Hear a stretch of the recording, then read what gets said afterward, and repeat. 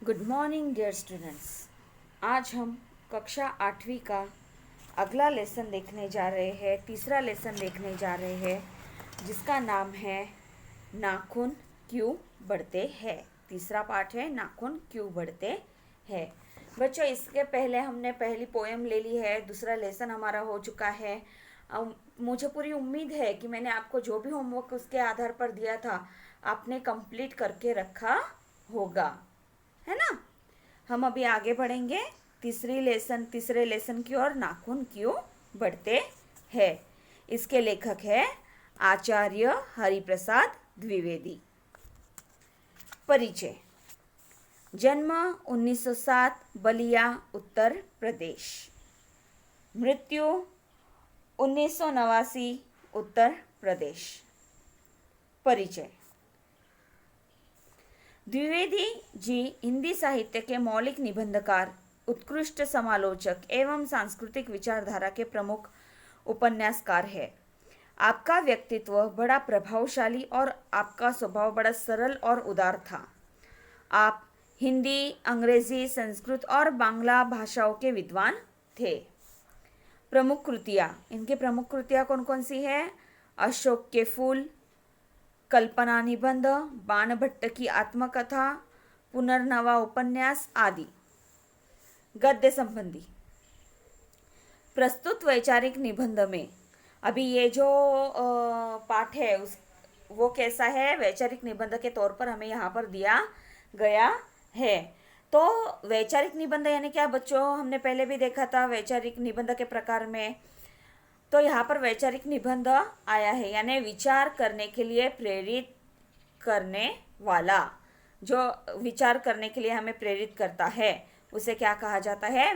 वैचारिक निबंध ऐसे कहा जाता है। वैचारिक निबंध में आचार्य हजारी प्रसाद ने नाखून बढ़ने को पशुता का चिन्ह माना है। जो हजारी प्रसाद जी है इसके लेखक, उन्होंने जो हमारे नाखून होते हैं हाथों के, उनको क्या माना है? उनके बढ़ने को पशुता का चिन्ह माना है। पशुता यानी अमानवता का चिन्ह माना है। नाखून पशुता, बुराइयों का प्रतीक है। आपका कहना है कि जिस तरह नाखून बढ़ने पर हम उसे काट देते हैं, बराबर है ना। हमारे जब नाखून बढ़ते हैं तो हम उसे क्या करते हैं? काट देते हैं। ठीक उसी तरह यदि किसी में बुरी आदतें आ जाए तो उन्हें त्याग देना चाहिए। जैसे कि हम नाखून को अच्छा नहीं समझते, नाखून बढ़ना यह सही तरीका नहीं समझते, इसलिए हम क्या करते हैं? उसे काटते, जैसे नाखून बढ़े हम उसे काटते रहते हैं। लेखक ने हमें यह समझाने का प्रयत्न किया है कि जैसे जैसे हम नाखून को काट देते हैं वैसे ही हमें जो बुराइयां होती है, बुरी आदतें होती है, उन्हें भी हमें त्याग देना चाहिए। उनको उन बुरी आदतों को भी हमें त्याग देना चाहिए। ठीक है, अभी हम लेसन की ओर बढ़ेंगे। नाखून क्यों बढ़ते हैं, हजारी प्रसाद द्विवेदी। देखो बच्चों, हमारे जो नाखून हैं वो आए दिन बढ़ते रहते हैं। ठीक है, काट डालो, फिर से 3-4 दिन में वो क्या हो जाएंगे? बड़े हो जाएंगे, है ना। वो क्या हो जाएंगे? बड़े होते जाएंगे। तो लेखक ने यह सवाल हमसे पूछा है कि नाखून क्यों बढ़ते हैं। देखो, नाखून का बढ़ना ये बुरी आदत माना जाता है, बराबर है। जब भी हमारा स्कूल होता है तो स्कूल में क्या किया जाता है? आपके बाल बड़े हैं क्या, आपके नाखून बड़े हैं क्या, ये देखे जाते हैं। अगर बड़े हो तो आपको क्या किया जाता है? डांटा जाता है। आपके कैलेंडर में रिमार्क दिया जाता है कि आपको कल क्या करके आना है? आपके नाखून काट के आना है। ये नाखून जो बढ़ते हैं उन्हें पशुता की निशानी मानी जाती है। अगर ये नाखून बढ़ते हैं तो क्या हो जाता है? नाखून बढ़ने की वजह से जो हम खेलते हैं तो खेलते समय की जो मिट्टी वगैरह हमारे नाखूनों में जाती है, और कई बार क्या किया जाता है? खेलते खेलते ऐसे ही कई बार उन्हीं हाथों से हम खाते हैं तो जो गंदगी है हमारे नाखून में बसी हुई वही क्या होती है, हमारे पेट में जाती है, जिसके वजह से हमें इन्फेक्शन भी हो सकता है, हम पेट की बीमारी से पेट की बीमारी भी हमें लग सकती है। इसलिए हमेशा देखो, बहुत बार आपके टीचर्स भी आपको चिल्लाते हैं, हम लोग आपको चिल्लाते हैं, आपके पेरेंट्स भी आपको चिल्लाते हैं, क्या नाखून बढ़ा के रखा है, समझ में नहीं आता क्या नाखून बढ़ने से क्या तकलीफ होती है। यानी उससे जो पेट में हमारे बीमारी हो जाती है, नाखून बढ़ने से जो भी गंदी मिट्टी वगैरह हमारे पेट में जाती है उससे क्या हो जाती है, पेट की बीमारियां हो जाती है। इसलिए आपको टीचर हो या पेरेंट्स हो, कोई भी क्या करते रहते हैं, डांटते रहते हैं कि आपके नाखून काटो, क्योंकि नाखून का बढ़ना अच्छा समझा जाता नहीं। बच्चे कभी कभी चक्कर में डाल देने वाले प्रश्न कर बैठते हैं। अल्पज्ञ पिता बड़ा दयनीय जीव होता है। मेरी छोटी लड़की ने जब उस दिन पूछ लिया कि आदमी के नाखून क्यों बढ़ते हैं, तो मैं कुछ सोच ही नहीं सका। यानी देखो, जो छोटे बच्चे हैं वो छोटे बच्चे कई बार क्या करते हैं, चक्कर में डाल देने वाले सवाल पूछ बैठते हैं, यानी उलझन में डाल देने वाले सवाल पूछ बैठते हैं। और अल्पज्ञ पिता यानी क्या, थोड़ा बहुत जानने वाला पिता, थोड़ी जानकारी होने वाला पिता जो होता है वो कैसा है होता है, बड़ा दयनीय जीव होता है, यानी दया करने योग्य वह जीव होता है। क्योंकि कई बार वो सवाल ऐसे होते हैं कि जिनके आंसर वो दे नहीं सकता, उसे अपने आप पर दया आती है। इसलिए लेखक कहता है कि जो कम जानकारी जानने वाला पिता होता है वो कैसा होता है, बहुत ही दया करने योग्य ऐसा जीव होता है। कैसे सवाल होते हैं बच्चों के कि फूल होते हैं तो फूलों के अलग अलग रंग क्यों होते हैं, एक का लाल रंग है, दूसरे का पीला रंग है, गुलाबी रंग है, ऐसे अलग अलग रंग के फूल क्यों होते हैं। मिट्टी में से अगर पेड़ पौधों को अगर फूल आते हैं तो हर एक फूल की खुशबू अलग अलग क्यों होती है, नारियल में पानी कहाँ से आता है। इस प्रकार के जो सवाल होते हैं, ऐसे सवाल जो है वो छोटे बच्चे करते रहते हैं। मेरी छोटी लड़की ने जब उस दिन पूछ लिया कि आदमी के नाखून क्यों बढ़ते हैं, तो मैं कुछ सोच ही नहीं सका। जब लेखक के लड़की ने उसे पूछा कि आदमी के नाखून क्यों बढ़ते हैं, मनुष्य लोगों के नाखून क्यों बढ़ते हैं, तो लेखक जो है वो कुछ भी सोच नहीं सका। हर तीसरे दिन नाखून बढ़ जाते हैं। क्या हो जाता है, हर तीसरा दिन नाखून काटो वो फिर से बढ़ जाते हैं। काट दिए वे चुपचाप दंड स्वीकार कर लेंगे, पर निर्लज्ज अपराधी की भांति छूटते ही फिर जैसे के तैसे हो जाते हैं। यहाँ पर लेखक क्या कहता है, अपराधी यानी क्या, अपराध करने वाला, तो निर्लज्ज यानी जिसे लज्जा नहीं है।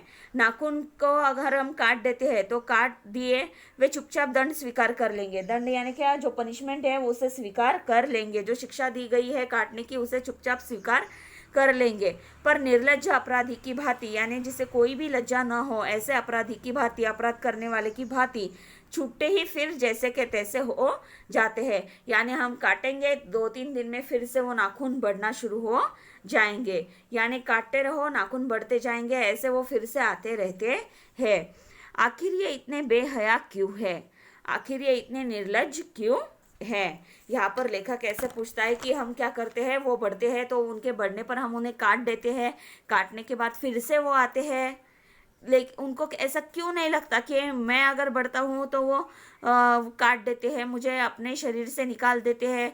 लेकिन वो क्या करता है, निर्लज्ज के भांति कैसे होते हैं, वो नाखून बढ़ते ही रहते हैं, ऐसे लेखक को लगता है। कुछ लाख ही वर्षों की बात है जब मनुष्य जंगली था, वनमानुष जैसा। कुछ लाख वर्षों पहले की बात है जब मनुष्य कैसा था, जंगली था यानी हिंसक था यानी जंगल में, हिंसक भी कहा जा सकता है, जंगल में रहने वाला ऐसे कहा जा सकता है। क्योंकि जैसे हमने इतिहास में पढ़ा है, सबसे पहले मानव कहाँ पर रहता था, जंगलों में रहा करता था। वनमानुष जैसा था, वनमानुष यानी बंदर की एक प्रजाति जिसे हम चिंपांजी कहते हैं, उसके तरह मनुष्य था। उसे नाखून की जरूरत थी। वो जो वनमानुष था, हमारा रूपांतर जब पहले वनमानुष में था तब उस समय में वो वनमानुष जो था उसे नाखूनों की ज़रूरत थी। उसकी जीवन रक्षा के लिए नाखून बहुत ज़रूरी थे। उसकी जीवन रक्षा के लिए, यानी उसके खुद के जीवित रक्षा के लिए उससे क्या थी, नाखून बहुत ही आवश्यक ऐसे थे।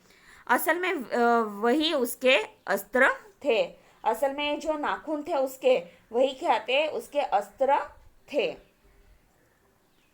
दांत भी थे पर नाखून के बाद ही उनका स्थान था। दांत भी थे उसके, लेकिन दांतों का स्थान कैसे था, नाखूनों के बाद उसका स्थान था। देखो, जो वनमानुष था उसको नाखूनों की जरूरत किस लिए होती थी, शिकार करने के लिए, शिकार करने के लिए वगैरह वो क्या करता था, अपने नाखूनों का इस्तेमाल किया करता था। अगर कोई शिकार मिल गई तो उसे खाने के लिए, हाथ से निकालने के लिए वगैरह उसे जरूरत पड़ती थी। धीरे धीरे वह अपने अंग से बाहर की वस्तुओं का सहारा लेने लगा। धीरे धीरे वह क्या करने लगा, उसके जो शरीर के बाहर की जो वस्तुएं है उनका वो सहारा लेने लगा। उसने हड्डियों के भी हथियार बनाए। उसने क्या किया, जो हड्डियां होती है उन हड्डियों के भी उसने हथियार बनाना शुरू कर दिया। मनुष्य धीरे धीरे आगे बढ़ा, उसने धातु के हथियार बनाए। मनुष्य धीरे धीरे धीरे धीरे प्रगति करता गया, आगे बढ़ता गया। और उसने पहले किसके हथियार बनाए, हड्डियों के हथियार बनाए। जैसे ही वो प्रगत होता गया उसने क्या किए थे, धातु के हथियार बनाए थे। इतिहास आगे बढ़ा, इतिहास आगे बढ़ा। देखो, हम हिस्ट्री में पढ़ते आ रहे हैं कि जैसे पहले वनमानुष था, वनमानुष से आज तक प्रगति कैसे हो रही, उसने कैसे अग्नि कैसे उत्पन्न करते हैं वो ढूंढा। उसके बाद कई सारे संशोधन उसने लगाए हैं और ऐसे धीरे धीरे धीरे करके इतिहास में आगे बढ़ते गए। कभी कभी मैं हैरान होकर सोचता हूँ कि मनुष्य आज अपने बच्चों को नाखून न काटने पर डांटता है। वे रोज बढ़ते हैं। कभी कभी लेखक हैरान होकर सोचता हूँ, यानी क्या, लेखक हैरान होकर ये सोचता है कि मनुष्य जो है वो क्या करता है, अपने बच्चों को नाखून न काटने पर डांटता है। बराबर है कि नहीं। हमारे नाखून अगर बड़े हुए देखे तो मम्मी पापा क्या करते हैं, चिल्लाते हैं, अरे कितनी गंदी तरीके से तुम्हारे नाखून बड़े हैं, काट दो उसे। आजकल लड़कियां भी फैशन के तौर पर क्या करती है, अपने नाखून बढ़ाती है। तो वो नाखून बड़े हुए नाखून देखकर मम्मी पापा भी चिल्लाते हैं, क्या ऐसी गंदी आदत है, पहले वो नाखून काट दे, अच्छा लगता है क्या, कैसे दिखते हैं वो, समझ में नहीं आता क्या। यानी कई सारी बातें हमें क्या करते हैं, सुना देते हैं। आज क्या किया जाता है कि जो पहले उसके अस्त्र के तौर पर इस्तेमाल किए जाते थे, वही आज क्या हुआ है, कि वही नाखून को आज अगर ना काटे तो क्या किया जाता है, डांटा जाता है। वे रोज बढ़ते हैं। मुझे ऐसे लगता है कि मनुष्य अब नाखून को नहीं चाहता। जो नाखून है वो क्या होते हैं, रोज बढ़ते रहते हैं। देखो, नाखून जो है हम काटेंगे तो ऐसे कल ही बड़े हुए देखेंगे क्या, नहीं, धीरे धीरे धीरे धीरे वो क्या होते जाएंगे, बढ़ते जाएंगे। जैसे देखो, बचपन से लेकर आज तक हमारा जो हम आज जैसे बड़े हैं वैसे एक दिन में हुए क्या, नहीं, धीरे धीरे धीरे धीरे करके हम क्या हुए हैं, छोटे बच्चों से लेकर आज आप 8वीं कक्षा के बड़े बच्चे हो, वहाँ तक आप बड़े हुए हो। वैसे जो वो नाखून भी है वो भी कैसे होते हैं, धीरे धीरे बढ़ते रहते हैं, रोज बढ़ते रहते हैं। मुझे ऐसे लगता है कि मनुष्य अब नाखून को नहीं चाहता। लेखक को ऐसे लगता है कि जो नाखून है उन नाखूनों को मनुष्य अब नहीं चाहता है, उसे नाखून बढ़ना पसंद नहीं है। यह उसके भयंकर पार्श्वी वृत्ति के जीवंत प्रतीक है। जो नाखून है वो कैसे है, उसके भयंकर पार्श्वी वृत्ति यानी अमानवीय शैतानी वृत्ति, खतरनाक वृत्ति के वो जीवंत प्रतीक है। प्रतीक है यानी क्या, चिन्ह है।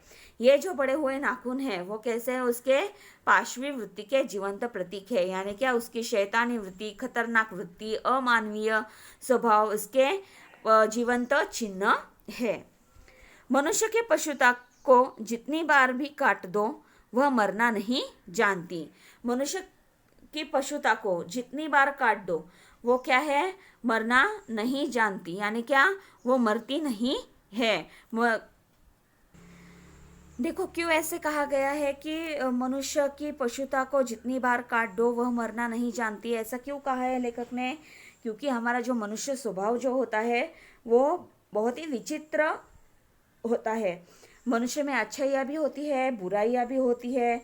मनुष्यता में मानवता भी है, पशुता भी है। हम अक्सर देखते हैं आए दिन कि क्या होता है, न्यूज़पेपर में हम पढ़ते हैं कई सारी बुरी घटनाओं के बारे में हमें जानकारी मिलती है, जैसे किसी को मार देना, किसी का खून कर देना, या फिर बॉम्ब ब्लास्ट वगैरह ऐसे करना। इसके वजह से क्या होता है, बहुत सारे मनुष्य जो है वो मर जाते हैं, या फिर बुरी घटनाएं घट जाती है। ऐसी घटनाएं घट जाती है, यानी मनुष्य जो है वो अच्छा भी है और बुरा भी है, समझो। ये जो बुरी घटनाएं जो घट रही है समाज में, वो क्या है, मनुष्यता में जो जिंदा पशुता है उसके उदाहरण ये है। देखो, अगर किसी व्यक्ति ने बुरा काम किया है और उस व्यक्ति को अगर कानून से दंड भी दिया जाए, उसके अपराधों की उसे सज़ा भी दी जाए, सज़ा काटने के बाद भी वह व्यक्ति क्या करता है, फिर से बुरे काम करने के लिए दौड़ पड़ता है। समझो, अगर एक आध व्यक्ति को चोरी करने की आदत हो, खून वगैरह करने की आदत हो, वो क्या करेगा, सजा काट कर बाहर आया, फिर से उसे जो आदत है वही काम वो करने लगेगा। 100 में से अगर 10 में से अगर 8 व्यक्ति सुधर जाए, लेकिन 2 व्यक्ति ऐसी होती है जो आदत छोड़ नहीं सकते, उनमें वो पशुता जो है वो भरी हुई रहती है। जो व्यक्ति दूसरों का बुरा चाहता है वह कभी सुधर नहीं सकता। आप कितने भी उसे समझाने के प्रयत्न करो, वो सुधरता नहीं है। यानी कई सारे व्यक्ति जो होते हैं वो अच्छे भी बन जाते हैं, लेकिन कई सारे व्यक्ति जो होते हैं वो सज़ा काटने के बाद भी बुरा ही बर्ताव करते रहते हैं। इसलिए ऐसे कहा जाता है कि मनुष्य की पशुता को जितनी भी बार काट दिया जाए वह मरना नहीं जानता। ये जो सवाल है वो आपको स्वमत पर भी पूछा जा सकता है कि मनुष्य की पशुता को जितनी बार काट दो वह मरना नहीं जानता। इस बारे में आपके विचार लिखिए। जैसे मैंने आपको समझाया, ये पूछा जा सकता है। जैसे मैंने अभी आपको समझाया कि मनुष्य अच्छा भी होता है, बुरा भी होता है, उसमें मानवता भी होती है, पशुता भी होती है। आज कई सारी घटनाएं देखते हैं जिसके वजह से दूसरे जो इंसान होते हैं उनको पीड़ा पहुंचाई जाती है। यानी ये क्या है, मनुष्य में स्थित पशुता का ही उदाहरण यह है। अगर आदमी अपने शरीर की, मन की और वाक की अनायास घटने वाली वृत्तियों के विषय में विचार करे तो उसे अपने वास्तविक प्रवृत्ति पहचानने में बहुत सहायता मिले। अगर आदमी जो है वो आदमी अपने शरीर की यानी तन की, मन की और वाक की यानी वाणी की, अनायास यानी सहसा घटने वाली बातें, जो सहसा घटती है यानी अपने आप घटने वाली घटनाएं है, उन वृत्तियों के विषय में विचार करे। ये जो उसकी वृत्तियां है जो अनायास घटती है, उन वृत्तियों के बारे में अगर वो विचार करे तो उसे अपनी वास्तविक प्रवृत्ति पहचानने में बहुत सहायता मिले। अपनी जो वास्तविक प्रवृत्ति क्या है, उस प्रवृत्ति को पहचानने में क्या होगी, उसे सहायता मिलेगी, उसे मदद मिलेगी। मनुष्य की नख बढ़ा लेने की जो असहजात वृत्ति है वह उसे पशुत्व का प्रमाण है। मनुष्य की जो नख बढ़ा लेने की जो वृत्ति है उसे क्या माना गया है, पशुत्व का प्रमाण माना गया है। उसे पशुत्व यानी पशुता का नाम दिया गया है। अगर कोई इंसान नाखून बढ़ा लेता है तो उसे उस वृत्ति को क्या कहता है यहाँ पर लेखक, उसका पशुता का वह प्रमाण है। उन्हें काटने की जो प्रवृत्ति है वह उसकी मनुष्यता की निशानी है, और उन नाखूनों को काटने की जो उसकी वृत्ति है उसे क्या कहा है उसने, वो उसकी कैसी है, मनुष्यता की निशानी। यानी मनुष्य के अंदर अगर बुराइयां बढ़ती जा रही हो और उसका त्याग वो कर नहीं रहा हो तो वो क्या है, पशुता की निशानी है। और अगर उस बुराइयों को काट कर फेंक दो तो क्या है, वो मनुष्यता की निशानी है। मेरा मन पूछता है मनुष्य किस ओर बढ़ रहा है। अभी यहाँ पर लेखक जो है वो पूछ रहा है, लेखक का मन जो है वो सवाल कर रहा है कि मनुष्य किस ओर बढ़ रहा है, पशुता की ओर या मनुष्यता की ओर। पशुता की ओर बढ़ रहा है या फिर मनुष्यता की ओर बढ़ रहा है। देखो मनुष्य किस ओर बढ़ रहा है। यहाँ पर देखो कि आज हमारा भारत देश जो है वो विकसनशील देश है। आज भारत कई सारे क्षेत्रों में प्रगति कर रहा है, कई सारे नए नए आविष्कार उसने किए हैं। लेकिन ऐसा करते हुए आज हमारे यहाँ बिजली है, पानी है, अस्पताल वगैरह नज़दीक उपलब्ध है, लेकिन कई सारे इलाके ऐसे हैं जहाँ पर ना ही बिजली है ना ही अस्पताल है। यानी एक भाग जो है वो बहुत ही विकसित हो रहा है, लेकिन कुछ भाग ऐसे है कि आज वो ये जो विकास हो रहा है उससे पीछे पड़ा हुआ है। पशुता की ओर या मनुष्यता की ओर? मनुष्य जो आगे बढ़ रहा है वो पशुता की ओर बढ़ रहा है या मनुष्यता की ओर बढ़ रहा है? क्यों ऐसे पूछा गया है मैंने आपको अभी यहाँ पर बतलाया, ऊपर के पैराग्राफ में ही मैंने बतलाया कि आज क्या हो रहा है। आए दिन हम न्यूज़पेपर पढ़ेंगे तो बुरी बातें जो घट रही है उसके बारे में जानकारी, कई बॉम्ब ब्लास्ट हो जाता है तो कई किसी का खून किया जाता है, कई छोटे लड़कों को अगवा कर लिया जाता है, लड़कियों को अगवा कर लिया जाता है, उनके जो लड़कियां होती है उनके हाथ पैर तोड़कर भीख मांगने के लिए बिठाया जाता है। यानी देखो कई सारी बुरी चीज़ें जो है वो समाज में घट रही है और ऐसी ही घटनाएं घट रही है। तो लेखक यहाँ पर पूछ रहा है कि फिर ये जो घटनाएं घट रही है तो ये किसके प्रमाण है? तो ये सारे कैसे है? पशुता के प्रमाण है, बराबर ना। ये सारी चीज़ें किसकी ओर ले जाने वाली है? पशुता की ओर ले जाने वाली है। इसलिए वो पूछ रहा है कि जैसे प्रगति कर रहा है वैसे वो पशुता की ओर बढ़ रहा है या मनुष्यता की ओर बढ़ रहा है? अस्त्र बढ़ाने की ओर या अस्त्र काटने की ओर? अस्त्र बढ़ाने की ओर। देखो आज हर एक देश क्या कर रहा है, अपने देश की रक्षा के लिए अलग अलग जो शस्त्र है वो शस्त्रों को बढ़ाने का प्रयत्न कर रहा है, अपने शस्त्रों की ताकत बढ़ाने का, अपने सैनिक की ताकत बढ़ाने का प्रयत्न कर रहा है। अगर उसका सही तरीके से इस्तेमाल किया जाए तो ही ठीक, वरना अगर उसका गलत इस्तेमाल किया जाए तो क्या होगा? वो जो विकास हो रहा है वो मनुष्य के हित में होगा क्या? नहीं।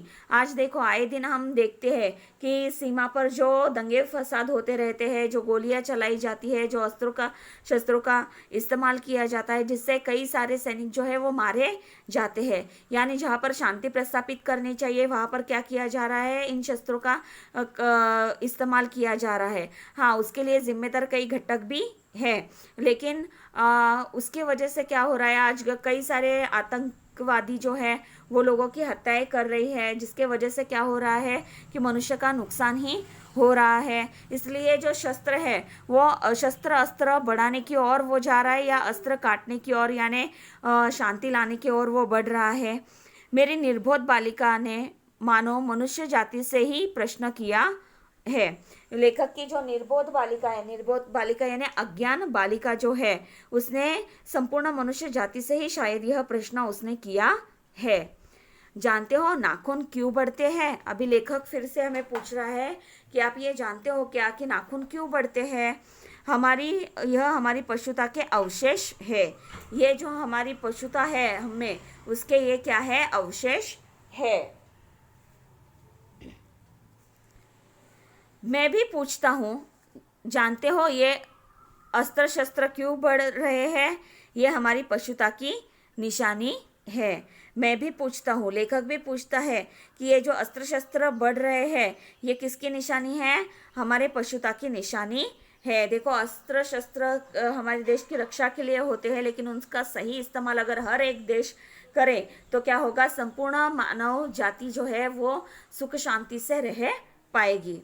स्वराज्य होने के बाद स्वभावतः हमारे नेता और विचारशील नागरिक सोचने लगे हैं कि इस देश को सच्चे अर्थ में या स्वराज्य होने के बाद स्वभावतः हमारे जो नेता है, विचारशील नागरिक जो है वो क्या सोचने लगे यानी सोच विचार करने लगे हैं कि इस देश को सच्चे अर्थ में सुखी कैसे बनाया जाए। ये जो हमारा देश है, इस देश के जो नागरिक है उन नागरिकों को सच्चे अर्थ में हम कैसे सुख शांति से रख सके। देखो हर एक जो हमारे देश के नेता लोग होते हैं वो हमेशा यही से चिंता में रहते हैं कि हमारे देश की रक्षा कैसे की जाए, कैसे हम लोगों को दुश्मन जो लोग हैं उनसे बचाया जाए, देश में शांति प्रस्थापित की जाए, देश के लोगों के सुख शांति के बारे में सोचा जाए। इन सारे बातों के बारे में ये लोग सोचते रहते हैं। हमारी परंपरा महिमामयी और संस्कार उज्जवल है, क्योंकि अपने आप द्वारा लगाया हुआ बंधन हमारी संस्कृति की बहुत बड़ी विशेषता है। हमारी जो परंपराएं है वो परंपरा कैसी है? महिमामयी है। महिमामयी यानी स्तुति योग्य परंपरा है। हमारी जो भारतीय परंपरा है वो कैसी है? स्तुति करने योग्य हमारी परंपरा है। और संस्कार उज्जवल है, और जो हम लोगों के ऊपर संस्कार है वो भी कैसे है? वो उज्जवल है। हम लोगों के संस्कार भी कैसे हैं? उज्जवल है, क्योंकि अपने आप पर अपने आप द्वारा लगाया हुआ बंधन, यानी अपने आप पर अपने आप द्वारा लगाया हुआ बंधन हमारी संस्कृति की बहुत बड़ी विशेषता है। यानी यहाँ पर देखो कि अगर हमारे घर पर कोई व्यक्ति आता है तो घर में आए हुए लोगों का हम क्या करते हैं, आदर सत्कार करते हैं। अगर कोई मुसीबत में हो तो मुसीबत में क्या करते हैं, हम दूसरों का हमेशा साथ देते हैं। हम जाति धर्म भेद भूल कर एक दूसरों के सुख दुख में हमेशा शामिल रहते हैं, हम साथ मिलकर रहते हैं। ये हमारी संस्कृति है जो हमें आगे ले जानी है, और यही क्या है, हमारी संस्कृति की बहुत बड़ी विशेषताएं है। देखो, और ये जो बंधन हमने अपने आप पर लगाया है, ये संस्कृति की बहुत बड़ी विशेषता, हमारी संस्कृति की बहुत बड़ी विशेषता है। इसके वजह से हम ठीक से चल रहे हैं। देखो, आज हमने नाखून क्यों बढ़ते हैं, ये जो यहाँ तक पाठ देखा, इस पाठ में हमने देखा कि विचार करने के लिए प्रेरित कर रहे हैं लेखक हमें यहाँ पर कि हमारे नाखून जो है वो क्यों बढ़ते हैं, किस तरह से ये पशुता की निशानी है। लेखक ने यहाँ पर कई सारे सवाल हमारे सामने प्रस्तुत किए हैं कि जैसे मनुष्य है वो पशुता की ओर बढ़ रहा है या मनुष्यता की ओर बढ़ रहा है, या फिर या फिर उन्होंने अस्त्रों के बारे में भी हमें बतलाया है कि अस्त्रों का उपयोग कैसे किया जा रहा है, उसके बारे में हमें जानकारी दी है। मनुष्यता की पशुता को जितनी बार काट दो वह मरना नहीं जानती, इसके बारे में बतलाया गया है। हमारी जो महिमामयी परंपरा है उसके बारे में लेखक ने हमें यहाँ पर बतलाने की कोशिश की है। इस पाठ में हमने यहाँ तक देखा, तो आज आपको क्या करना है, ये पाठ जो है वो मन लगाकर आपको पढ़ना है। ठीक है, आपका होमवर्क क्या है आज का, ये जो पाठ मैंने पढ़ाया है आपको यहाँ तक, तो यहाँ तक का पाठ आपको क्या करना है, मन लगाकर पढ़ना है। तो यहाँ पर हम रुकते हैं, बाकी नेक्स्ट भाग में देखेंगे। ठीक है, थैंक यू।